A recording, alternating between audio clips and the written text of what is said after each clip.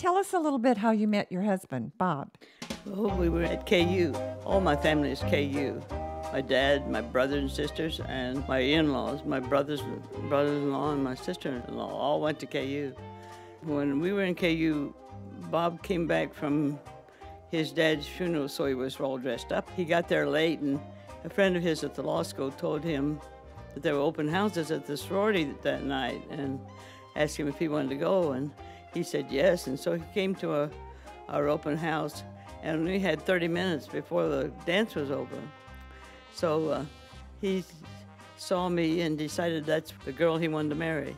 So he cut in several times, and we made a date on the dance floor, which was very difficult to do because we had interrupted. And so I met him. This was on October 2nd, 1936. And we were married on November 21st, which is pretty short. And we were married secretly in Nebraska because he had been in athletics, and his name was known in the Kansas newspaper files. So he wanted to go out of Kansas. So we went to Fairbury, Nebraska to get married and kept it a secret because in 1936, you couldn't be married and live in the sorority house. So we kept it a secret until the semester was over. And then you had a big wedding. Then we were married again in Lawrence and on Valentine's Day in 1937, and never told my folks.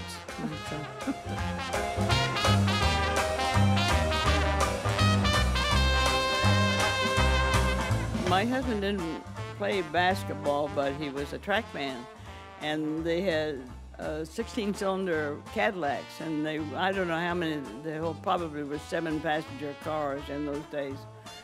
And they took the track team in those big cars when they had a track, and Fall Gallen drove. And Fall Gallen was a terrible driver. He drove fast and talked to people in the back seat. They made my husband sit in the front seat. They said, "Sit up there, Bob, so that he can talk to you and still watch the road."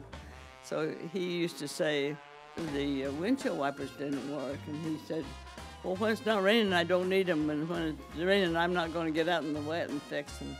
He coached basketball, and when we were in school, nowadays they boo so the opposing team, it kind of is upsetting because it doesn't sound like very good sportsmanship. But when Paul Gallen was there, the students didn't boo because he got out in the middle of the floor and said, "If you boo one more time, we're forfeiting the game." And it sure did shut him up.